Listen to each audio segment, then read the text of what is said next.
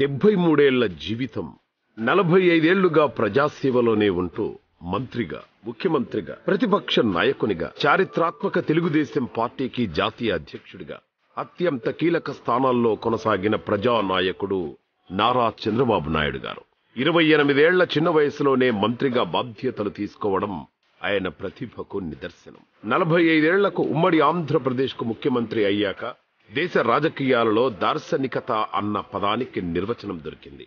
ముందు చూపు అనే పదానికి చంద్రబాబే పర్యాయ పదం. అయితే ఆ ముందు చూపును, దార్శనికతను ఏనాడు తన సొంత ప్రయోజనాల కోసం గాని, కుటుంబ ఆస్తులను పోగేసుకోవడం కోసం గాని చంద్రబాబు గారు ఉపయోగించలేదు. తెలుగు జాతి కోసం, రాష్ట్ర ప్రయోజనాల కోసం మాత్రమే తన తెలివితేటలను, రాజకీయ చతురతను వాడారు చంద్రబాబు గారు. అటువంటి అంకిత భావం కలిగిన ప్రజాసేవకుడు, నిజాయితీ కలిగిన నీతిమంతుడు గత 34 రోజులుగా జైల్లో ఉన్నారు.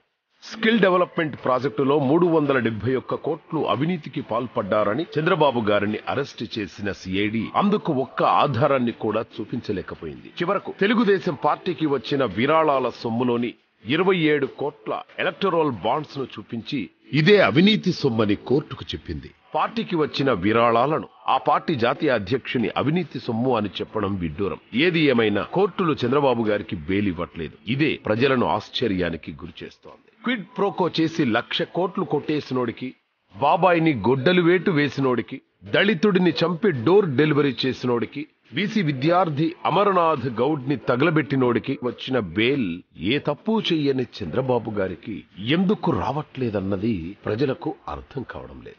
చంద్రబాబు గారికి ఈ స్కిల్ డెవలప్మెంట్ కేసులో బెయిల్ వచ్చిన వెంటనే మళ్లీ అరెస్టు చేసి జైలుకు పంపేందుకు Amaravati inner ring road case, Angallu కేసులను లైన్లో పెట్టింది సిఐడి. ఓవైపు సిఐడి చేత ఈ పనులన్నీ చేయిస్తూ, మరోవైపు వీటితో నాకు సంబంధం లేదంటున్నాడు సైకో జగన్. సిఐడి, ఏసీబీలు రిపోర్టు చేయాల్సింది ముఖ్యమంత్రికి కాదా? మరి నాకు తెలియదు అనడం నాటకం కాదా?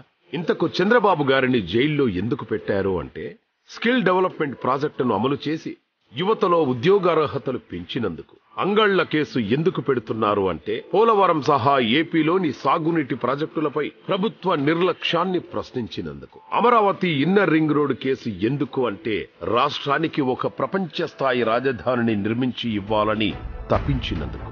ఏపీని అభివృద్ధి చేసినందుకే చంద్రబాబు గారిని జైల్లో పెట్టారని ప్రజలంటున్నారు తప్ప, ఆయన తప్పు చేసినందువల్ల జైలుకెళ్లారని ఒక్కరంటే ఒక్కరు అనడం లేదు. వైసీపీ పేటీఎం డాగ్స్ తప్ప. చంద్రబాబు గారి నిజాయితీ పట్ల ప్రజలకు అంత నమ్మకం. ఆ నమ్మకమే చంద్రబాబు నాయుడు గారిని కడిగిన ముత్యంలా బయటికి రప్పిస్తుంది. సత్యమేవ జయతే.